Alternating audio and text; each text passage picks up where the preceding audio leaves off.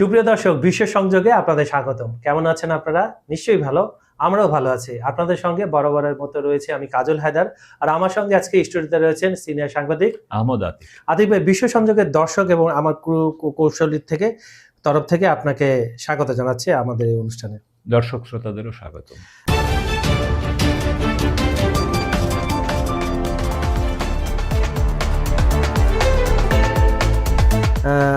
আজকে হচ্ছে 28শে মার্চ, যুদ্ধের 29তম দিন। মধ্যপ্রাচ্যের যুদ্ধ, ইরানের উপরে চাপিয়ে দেওয়া যুদ্ধ, ইসরায়েল এবং মার্কিন যুক্তরাষ্ট্রের যে যুদ্ধটা আজকে আপনার যেটা 29তম দিনে আমরা অতিবাহিত করেছি। অনেক আপডেট আছে, আতিক ভাই বলবে আপনাকে। তো আতিক ভাই, যেটা এই যুদ্ধে মার্কিন যুক্তরাষ্ট্রের ঘাঁটি, তারপরে হচ্ছে ইসরায়েল, এবং এরপরে টার্গেটে আমরা দেখছি আরব আমিরাতের নাম বারবার উঠে আসতেছে। এটা আপনি একটু ডিটেলসে বলবেন যে আরব আমিরাতের সাথে আসলে কি হচ্ছে, কেন ইরান তাদের উপরে এত ক্ষুব্ধ, ওখানে এত পরিমাণ অ্যাটাক হয়েছে যে অন্য কোনো জায়গায় হয়নি। এছাড়া আপনার একটু লেবাননের পরিস্থিতিটা বলেন, ওখানেও খুব মারাত্মক অবস্থায় আমরা দেখতে পাচ্ছি। এবং সর্বশেষ উইটকফ, আমরা জানি যে সব ধরনের আলোচনা উনি থাকেন, ট্রাম্পের ব্যবসায়িক বন্ধু এবং উনি কূটনীতিবিদ, ওনাকে খুব কাজে লাগায় ট্রাম্প প্রতিটা। ওখানে দেখেছি কুশনার এবং উনি ইউক্রেন যুদ্ধেও বিভিন্ন সময় বৈঠকে বসেছে। উনি একটা কথা বলেছেন যে খুব শীঘ্রই আলোচনায় বসতে চায় ইরানের সাথে। তারা আলোচনা করছে সামগ্রিক বিষয়ে। যুদ্ধের এই সময়ে 29তম দিনে এসে কোন দিকে যাচ্ছে, এটা আরো বিস্তার লাভ করছে কিনা একটু দর্শকদের জানান। আসলে যুদ্ধ এখানকার একটা অবধারিত বিষয়। মধ্যপ্রাচ্য যেহেতু এখানে সম্পদ আছে, একটা জিনিস বলা হয় যে গরিবের সুন্দরী বউ থাকতে নেই। হ্যাঁ, সবাই বাউজ হয়ে যায়, তখন সবাই তার দিকে লক্ষ্য দেয়। তো এই জায়গায় বিষয়গুলো খেয়াল করার আগে আমি আপনাদেরকে একটা জিনিস বলতে চাই যে ইরানের যে ইসলামী বিপ্লবের যিনি জনক আয়াতুল্লাহ রুহুল্লাহ খোমেনি, উনি দুইটা কথা বলেছিলেন। উনি বিপ্লবের শুরুতেই বলেছিলেন, মুসলিম বিশ্বের দেশগুলো যদি এক বালতি করে পানিও ঢালতো তাহলেই ইসরায়েল ভেসে যেত। আর মার্কিন যুক্তরাষ্ট্র সম্পর্কে উনি 89 সালে রাশিয়ার পতনের, সোভিয়েত ইউনিয়নের যে কমিউনিজম পতনের আগে দুটো কথা বলেছিলেন। একটা হলো যে কমিউনিজমকে এখন ইতিহাসের জাদুঘরে খুঁজতে হবে, আর মার্কিন যুক্তরাষ্ট্র সম্পর্কে তিনি বলেছিলেন যে অচিরেই দেশটি শৌর্য বীর্য সহ ডুবে যাবে। তা আমরা ওনার সেই ভবিষ্যৎবাণীর বাস্তবায়ন এখন দেখতে পাচ্ছি, ইরানি জাতি সেটা বাস্তবায়ন করছে। আর মার্কিন জাতি সম্পর্কেও আপনাকে একটা জিনিস জেনে রাখতে হবে, মানে ইউএস, যুক্তরাষ্ট্র যাকে আমরা বলি। যুক্তরাষ্ট্রের লোকজন বলে যে ইউএস একটি রাষ্ট্র না, ইটসেলফ এ রিলিজিয়ন। এখানে পৃথিবীর যেই দেশ থেকেই লোকজন ঢুকে সে এই মেকানিজমের অংশ হয়ে যায়, যার ফলে আমরা আমাদের বাংলাদেশিদেরকেও অনেক সময় দেখি যে এই ব্যাপারে খুব বেশি বুঝেও না। মানে ওইখানে যারা যায়, মার্কিন যুক্তরাষ্ট্রে যেই নাগরিকরা সারা পৃথিবী থেকে যায়, মূলত পুঁজিবাদের জন্য যায়। তারা নিজের পুঁজি আনবে, আর কোন রকম তার চিন্তা চেতনা সব বিদূরিত করে ফেলে। তো আর মার্কিনীদের এক হলো নিজের তারা একটা ধর্ম মনে করে, আর মার্কিন যুক্তরাষ্ট্র হলো এমন একটি দেশ যে পৃথিবীর সব কিছু করতে চায়। মার্কিনীরা একটা কথা বলে যে ওরা কিভাবে মানুষকে উজ্জীবিত করে, যে একটা কাজ 10% হবে, তাহলে তুমি যদি 10% পারো তাহলে 20% পারবা। আচ্ছা 20 পারলে তো 30। এইভাবে সে বলে যে তুমি আসলে 100%ই পারবা। বাস্তবে সে পারুক বা না পারুক। এবং পৃথিবীর বিভিন্ন দেশে সে তার সামরিক শক্তি এবং মিসাইল প্রয়োগের মাধ্যমে এই বিষয়টা জানান দেয়। হ্যাঁ, তো আর ওই যে আপনি যেটা বললেন যে ইউএসএ কেন, আরব আমিরাতের উপর কেন ইরানিদের হামলা, কারণ আপনি সবসময় আমরা বলে আসছি যে আরব আমিরাতকে বলা হয় মধ্যপ্রাচ্যের দ্বিতীয় ইসরায়েল। এবং আরব আমিরাতের যত বিনিয়োগ, লেবাননের বৈরুত শহরকে ইসরায়েল ধ্বংসের পর বৈরুতকে বলা হয়তো প্রাচ্যের প্যারিস। তো প্রাচ্যের প্যারিসের সেই শান শওকতটা তখন দুবাইতে শিফট হয়। এখন দুবাইতে প্রতি 3 জন নাগরিকদের একজন হলো ইহুদি। তারপরে তারা সেইখানে ইসরায়েলি ব্যবসা প্রতিষ্ঠানগুলোর সব এশিয়ান হেডকোয়ার্টার বা নানান ধরনের হেডকোয়ার্টার তৈরি করেছিল। ওখানে একসময় ইরানের তো প্রচুর ইনভেস্ট, এক সময় 15 বছর আগে ইরানের প্রচুর ইনভেস্ট ছিল। ইসরায়েল ওইখানে যেহেতু শিফট করতেছে, তখন তারা টেকনিক্যালি ইরানিদেরকে ওইখান থেকে সরে যেতে বাধ্য করে, তাদের ব্যবসা ট্যাবসা ফেলেই।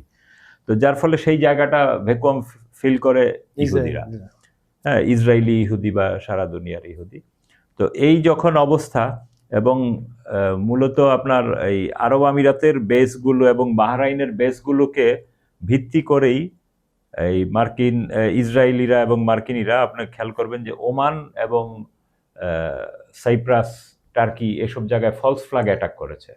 তো যার কারণে স্বাভাবিকভাবেই তাদের দিকে ইরানের টার্গেটটা, যে তারা এখান থেকেই বেশি ইরানকে বদনাম করার চেষ্টা করছে। এবং আপনি খেয়াল করবেন যে আফ্রিকার একটি দেশ সুদান, জি জি, সুদানের একটা সরকারি বাহিনী আবার সরকারি আর একটা প্যারামিলিটারি বাহিনীকে আরব আমিরাত প্যাট্রোনাইজ করতেছিল, এবং আরব আমিরাত সেখানে প্যাট্রোনাইজ করে অবস্থা এমন করেছিল যে ফিলিস্তিনের চেয়েও খুব গুরুতর অবস্থা করেছিল। ওখানে শিশু টিশু, এক পর্যায়ে সুদানিজরা ফেসবুক এরকম স্ট্যাটাস দিত যে আমরা মধ্যপ্রাচ্যের লোকজন সাদা বলে তাদের ব্যাপারে তোমাদের সিম্পেথি আছে, আমরাও তো মুসলমান, কিন্তু আমরা কালো বলে আমাদের দিকে তোমরা তাকাচ্ছ না। রাইট। এখন কিন্তু আপনার সুদানেরও সেই পরিস্থিতি চেঞ্জ হয়েছে। আরব আমিরাত যেহেতু নিজেই এখন নিজে হামলার শিকার, সুদানের সেই বাহিনীটিকার প্যাট্রোনাইজ করতে পারছে না, যার ফলে সুদানের সরকারি বাহিনী এখন আবার তাদের এলাকাগুলো পুনরুদ্ধার করতে পারতেছে। তো এই হলো আপনার আরব আমিরাতের অবস্থা আর কি। আর এর মধ্যে আরেকটা খবর হলো আপনার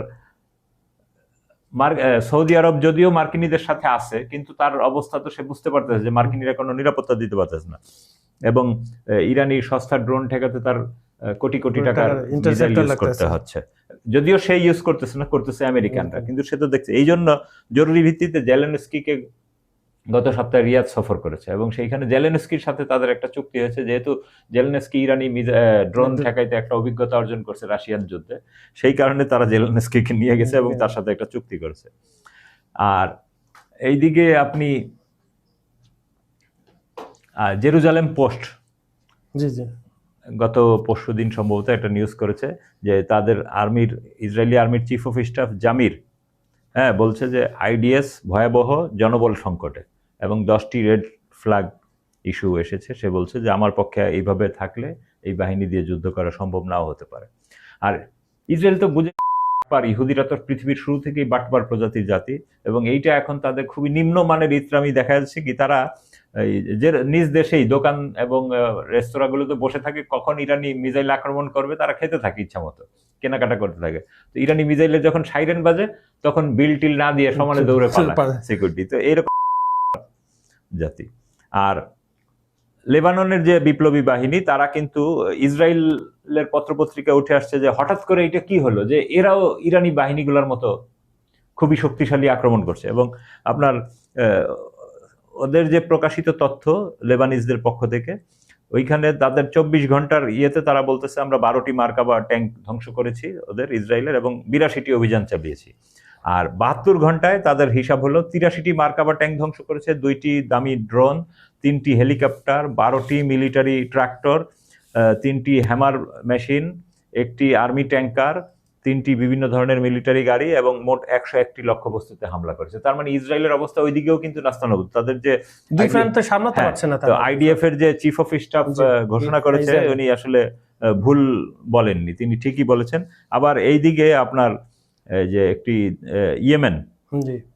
ইয়েমেন অফিসিয়ালি জানিয়েছে আজকে বাংলাদেশের ভোরের দিকে তারা যুদ্ধে করলো, এবং তারা ড্রোন এবং ব্যালিস্টিক ক্ষেপণাস্ত্র দিয়ে ইসরায়েলের নেগেব, ইলাত, তারপরে মিশর সীমান্তের এলাকা, মধ্যাঞ্চল ও রামন এলাকায় হামলা চালিয়েছে। একদম ঘোষণা দিয়ে তারা আজকে অফিসিয়ালি জয়েন। ইরাকে তো আপনার এখন ইরানের পক্ষে, ইরাকের সরকার তো, এবং ফেসবুকে কিন্তু আমরা বিভিন্ন ধরনের ছবি দেখতে পাচ্ছি, সত্য মিথ্যা এই মুহূর্তে তো আসলে জানা মুশকিল।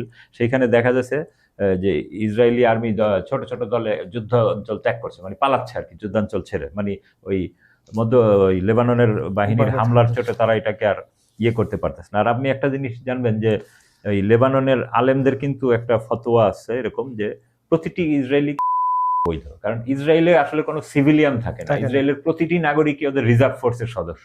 তার মানে রিজার্ভ ফোর্স তো আপনি আর্মি, যদিও তারপরে তারা মারছে না, কিন্তু এই ধরনের একটা কথা কিন্তু আছে। আর নিউ ইয়র্ক টাইমস কিন্তু অফিসিয়ালি গতকাল স্বীকার করেছে যে তাদের 16টি ঘাঁটি একদম শতভাগ বিধ্বস্ত হয়েছে মধ্যপ্রাচ্যের। তো 27টির মধ্যে 16টি পুরা বিধ্বস্ত, এবং বাকিগুলা 50, 60, 70, 80% বিধ্বস্ত। এবং গতকালও কিন্তু ইরানের পক্ষ থেকে ওই যে ইরাকের ভিক্টোরিয়া বেজ, মানে যতটুকু খালি আছে এগুলোতে হামলা করেছে, এবং কুয়েতে একটি ঘাঁটিতে হামলা করে, সম্ভবত কুয়েত বা বাহরাইনে, সেখানে ওই যে তাদের যে আকাশে রিফুয়েলিং করে যে বিমান, ওরকম 3টি ধ্বংস হয়েছে, আরো 7-8টা। তার মানে মার্কিন বাহিনীর কিন্তু মধ্যপ্রাচ্যে অবস্থান করার মেরুদণ্ড ভেঙে গিয়েছে। এবং আপনি জানেন যে মার্কিন ইরানের পক্ষ থেকে তো ওই যে যদি খার্গ এবং গেশম দ্বীপে আক্রমণ করা হয় তাহলে আরব আমিরাতকে পুরা পুরা ধ্বংস করে আচ্ছা দিবে। আদিক ভাই আমি আসতেছি, আপনি আরেকটু ই করে নেন, আমি একটু দর্শকদেরই কমেন্টটা পড়ে আসি, কমেন্ট সেকশনে ঢুকে যাচ্ছে। সুপ্রিয় দর্শক, আজকের অনুষ্ঠানে প্রথম দর্শক লিখেছেন শহীদুল ইসলাম, লিখছেন তিনি চালতাপুর নাসিরনগর ব্রাহ্মণবাড়িয়া থেকে দেখছে। You are really impressive in expression your opinion, ধন্যবাদ আপনাকে। ইসমাইল হোসেন লিখছেন আলহামদুলিল্লাহ, নাইস ডিসকাশন, সো থ্যাঙ্কস, ধন্যবাদ আপনাকে। আনোয়ার হোসেন লিখছেন অনেক অনেক ভালো লাগছে, আপনাদেরকে ধন্যবাদ, আপনাকেও ধন্যবাদ। রময় লিখছেন আসসালামু আলাইকুম রহমতুল্লাহ, আমি ওমর ফারুক সিরাজি জিগাতলা থেকে দেখছি। আমাদের আতিক ভাইয়ের তথ্যবহুল বিশ্লেষণ ও আপনার সুন্দর উপস্থাপনা ইতিমধ্যে সবার দৃষ্টি আকর্ষণ করেছে, ধন্যবাদ। আপনি আপনার বন্ধু বান্ধব আত্মীয় স্বজনের মাঝে আমাদের অনুষ্ঠানটা ছড়িয়ে দেবেন। স্নিক উইথ বেডার আইডি থেকে একটা কমেন্ট আসছে, আপনাদের আলোচনা শোনার জন্য অপেক্ষা করে থাকি। আপনারা বর্তমান বাংলাদেশের রাজনীতি বিষয় নিয়ে আলোচনা করলে আমরা আসল খবর পেতাম নিঃসন্দেহে, কারণ আপনাদের বস্তুনিষ্ঠ খবর পেতাম আপনাদেরকে অনেক। এর উত্তর একটু বলতে চাই, আমাদের অনুষ্ঠানটা আন্তর্জাতিক জিও পলিটিক্যাল, তো খুব শীঘ্রই আমরা দেশের রাজনৈতিক বিষয় নিয়েও অনুষ্ঠান করার ইচ্ছা আছে, হলে অবশ্যই আপনারা দেখতে পাবেন। এম মেহজাবিন চৌধুরী লিখছেন খুবই গুরুত্বপূর্ণ বিশ্লেষণ শুনলাম, আপনাদের জন্য দোয়া আর শুভকামনা অফুরন্য, ধন্যবাদ আপনাকে। এমডি মিজান লিখছেন আসসালামু আলাইকুম, আপনাদের আলোচনা খুব সুন্দর, ভালো লাগছে। মিজান ভাই আপনাকে ধন্যবাদ। হোসনে আরা লিখছেন টেকনাফ উপজেলা থেকে দেখছি, প্রত্যেকদিন আপনাদের অনুষ্ঠান দেখে ভালো লাগে, আপনাকেও ধন্যবাদ, শেয়ার করবেন আমাদের অনুষ্ঠানটা। ফয়জুদ্দিন লিখছেন very very nice your news, thank you very much. Shapla Khatun লিখছেন ভাই আপনাদের news the super news.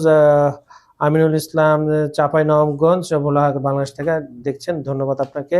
Professor MD লিখছেন এক্সেলেন্ট, ধন্যবাদ আপনাকে। আতিক ভাই আর কি কি রয়েছে আপনার কাছে? যেমন আরব আমিরাতকে কেন আসলে ইরান বারবার লক্ষ্যবস্তু করে আমাদের একটা কথা ছিল, আপনি দেখবেন মার্কিন যুক্তরাষ্ট্রে নিযুক্ত আমিরাতের রাষ্ট্রদূত গত এই চলতি সপ্তাহে ওয়াল স্ট্রিট জার্নাল, মার্কিন যুক্তরাষ্ট্রের সংবাদ মাধ্যম, এখানে একটি কলাম লিখেছেন, সেখানে তিনি বলছেন যে কেবল একটি যুদ্ধবিরতি যথেষ্ট হবে না, বরং যুদ্ধমান পক্ষগুলোর উচিত এমন একটি চূড়ান্ত পরিণতির দিকে নিয়ে যাওয়া যা ইরানের সব ধরনের হুমকি নির্মূল করে।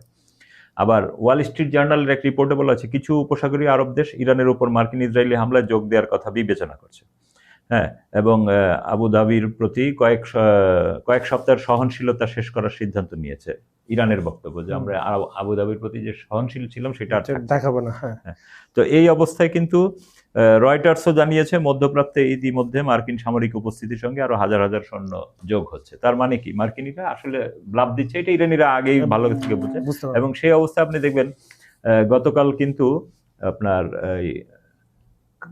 তিনটি সম্ভবত কুয়েতের ওইদিকে কাদর 380 ক্ষেপণাস্ত্র নিক্ষেপ করে ওই যে মার্কিন যুক্তরাষ্ট্র যে তাদের সৈন্য মুভ করাবে এজন্য ল্যান্ডিং ক্রাফট রেখেছিল 6টি, এর মধ্যে 3টি ধ্বংস করে দিয়েছে আর 3টি গুরুতর আহত হয়েছে।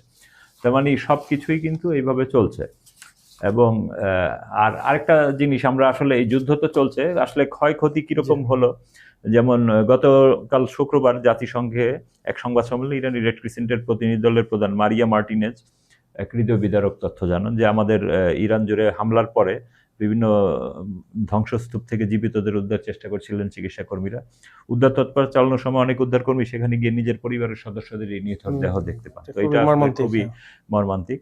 আর হতাহতের ক্ষেত্রে আসলে দেখা যায় যে পর্যন্ত ইরানে নিহত ব্যক্তির সংখ্যা প্রায় 1900-র একটু বেশি হতে পারে, 1900 তারা বলছে। আর লেবাননে এই নিহতের সংখ্যা 1142 জন। আর ফিলিস্তিনের ওই যে মিশর সীমান্তবর্তী এলাকায় এই পর্যন্ত 2023 সাল থেকে পর্যন্ত সব নিহতের সংখ্যা বেড়ে 72,266 জন। হ্যাঁ, এটা যদিও ফিলিস্তিনিরা বলছে যে এই সংখ্যা আসলে দ্বিগুণ হতে পারে, কারণ তাদের এই মুহূর্তে কোনো রকম কমিউনিকেশন সিস্টেম অনেক নষ্ট, যতটুকু তারা উদ্ধার করতে পেরেছে। আর ইরাকে এই পর্যন্ত 96 জন এবং উপসাগরীয় বিভিন্ন দেশে 30 জনের বেশি নিহত হয়েছে এবং তাদের অনেকে অভিবাসী শ্রমিক, এবং আপনি জানেন আমাদের বাংলাদেশেরও 2-3 জন আছে। হ্যাঁ, আর পশ্চিম তীর এলাকায়ও ইসরায়েলের ক্ষেপণাস্ত্র এবং বসতি স্থাপনকারীদের হামলায় 9 জন ফিলিস্তিনি শাহাদাত বরণ করেছেন। এছাড়া ইসরায়েলের দিক থেকে তারা বলছে যে সীমান্ত সহ বিভিন্ন স্থানে 19 ইসরায়েলি নাগরিক নিহত, 4 সেনা নিহত হয়েছেন। আর মার্কিন যুক্তরাষ্ট্র বলছে তাদের এই পর্যন্ত 13 সেনা সদস্য প্রাণ হারিয়েছেন।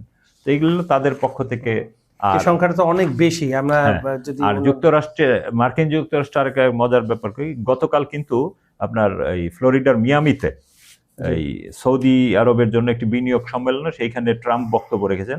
সেইখানে ট্রাম্প কিন্তু বলে দিয়েছেন যে ন্যাটোকে আমার পাশে আর থাকা লাগবে না। হ্যাঁ, আর তিনিও সম্ভবত ন্যাটোর পাশে থাকবেন না, এরকম মানে এগুলা তার কথার তো কোনো আগামাথা নাই। হ্যাঁ। তারপরে ওখানে উনি আরো সুন্দর সুন্দর কিছু বলছেন যে হঠাৎ করে তিনি হরমুজ প্রণালীকে ট্রাম্প প্রণালী আবার বলেন ও এটা ট্রাম্প প্রণালী। এবার সেখানে কিন্তু তিনি আরেকটা হুমকি দিয়েছেন, ইরানের পর আমরা কিউবাকে ধরবো, একদম খুব রাগঢাক না করেই। হ্যাঁ, এবং আপনার তিনি সেই সম্মেলনে বক্তব্য দিতে বলছেন যে তুরস্ক এবং সৌদি আরব হ্যাঁ হামলায় আমাদেরকে সহায়তা করেছে, ইরানে হামলা, এই জন্য তাদেরকে ধন্যবাদ। এবং তুরস্কের যে সুলতান এরদোগান, হ্যাঁ, ওনাকে তিনি বলেছেন যে আমরা তাদেরকে শুরু থেকে ইরানের ব্যাপারে যা যা বিষয় বলেছিলাম সেগুলো আমাদেরকে সহায়তা করেছে এবং মেনে চলেছে, এই জন্য এরদোগানকে বিশেষভাবে ধন্যবাদ। তো এখন মানে উনি লাগিয়ে দেওয়ার কাজটা খুব ভালো পারে। হ্যাঁ হ্যাঁ।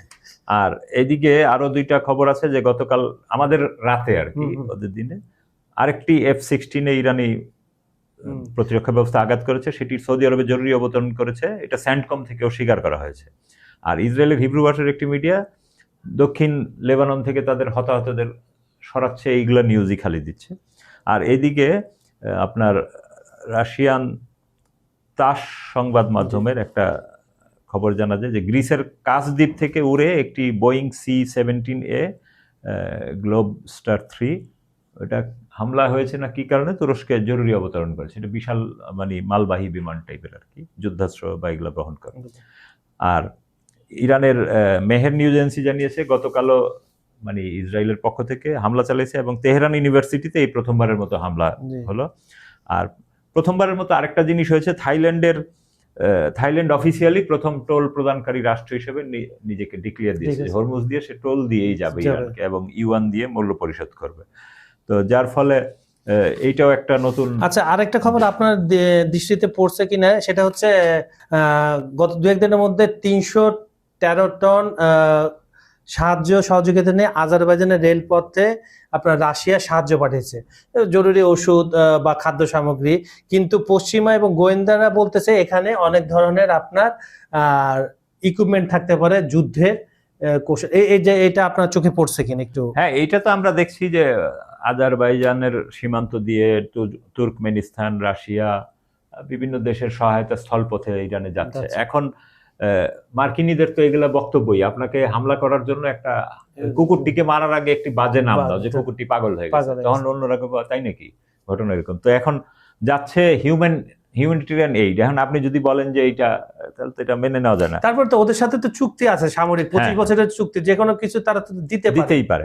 তারপরে আরেকটা জিনিস দেখবেন আপনার যে ইরানের বুশাহর পরমাণু বিদ্যুৎ কেন্দ্রের কাছে আবারও যুক্তরাষ্ট্র হামলা করেছে তৃতীয়বারের মতো, যদিও কোনো ইরানিরা বলেছে কোনো ক্ষয়ক্ষতি হয়নি, কিন্তু এইটা তো আসলে খুবই মর্মান্তিক। এবং এরই প্রেক্ষিতে আপনার ইরানিয়ান একজন পার্লামেন্ট মেম্বার ইব্রাহিম রেজাই, তিনি ইরানের জাতীয় নিরাপত্তা ও বৈদেশিক নীতি কমিশনের মুখপাত্র, তিনি বলেছেন এনপিটি থেকে আমাদের তাহলে আর থেকে লাভ কি, যদি আমাদের এইভাবে হামলা করে, এনপিটি চুক্তি যদি আমাদের সুরক্ষা না দেয়, যুদ্ধের নিয়ম কানুন মেনে চলে।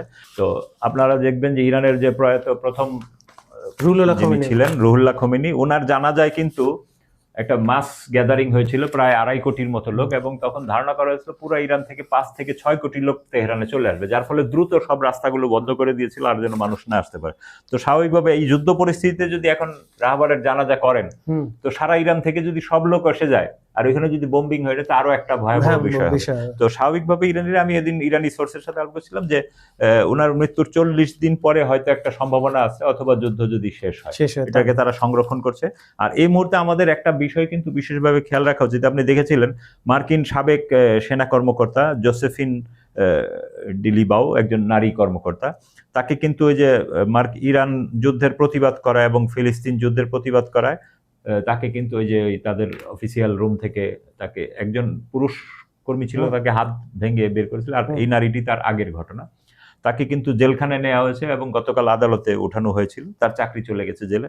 তো এইরকম যে মার্কিন যুক্তরাষ্ট্র যারা মানবতাবাদী লোকজন আছে, বিশ্বের সবচেয়ে গণতন্ত্রের দেশ হিসেবে নিজের প্রচার, সেইখানে যে নিজের চাকরি এবং ভবিষ্যৎ বাদ দিয়ে একজন মানবতাবাদী অফিসার সত্যের পক্ষে যেতে, তো তাকে অবশ্যই আমাদেরকে স্মরণ রাখতে হবে। আর সর্বশেষ আমরা যেটা বলতে চাই, এই মুহূর্তে আরব আমিরাত এবং বাহরাইন যে কোনো সময় যখন হামলা শুরু হয়ে যাবে, ইরানি হামলা, কারণ ইরান অলরেডি গতকাল ঘোষণা দিয়েছে 60টি ওমান টোমান সব ইস্পাত কারখানাগুলো, যেহেতু ইরানের ইস্পাত কারখানায় হামলা হয়েছে, সবগুলো দেশে ইস্পাত কারখানায় হামলা হবে। এবং ইরান কিন্তু গতকাল রাতে, মানে আমাদের রাতে, শুক্রবার রাতে অফিসিয়ালি ঘোষণা দিয়েছে বিদেশি, বিশেষ করে সাধারণ মানুষ এবং বিদেশি শ্রমিক, তারা যেন কেউ এই ধরনের ইরানের টার্গেট করে, ইরান লক্ষ্যবস্তু নির্দিষ্ট করে দিয়েছে, ডিক্লিয়ার করে দিয়েছে যে আমরা এই মার্কিন ঘাঁটিগুলো, এই মার্কিন তেল সরবরাহকারী প্রতিষ্ঠানগুলো এবং এই ইস্পাত কারখানাগুলো আমরা অবশ্যই হামলা করব। এবং আমাদের নাগরিকরা যেন, আমি বিশেষ করে বাংলাদেশি প্রবাসীদের এই সব স্পর্শকাতর এলাকা থেকে যেন দূরে অবস্থান নেয়, সেই আহ্বান জানাচ্ছি। এখন আমাদের আসলে পররাষ্ট্র মন্ত্রণালয় কি করছে তাদের কোনো বক্তব্যই আমরা পাচ্ছি না, এবং এই ব্যাপারে তাদের কি পদক্ষেপ, মানুষগুলোর কি হবে, তারা শুধু খালি রেমিটেন্স করে।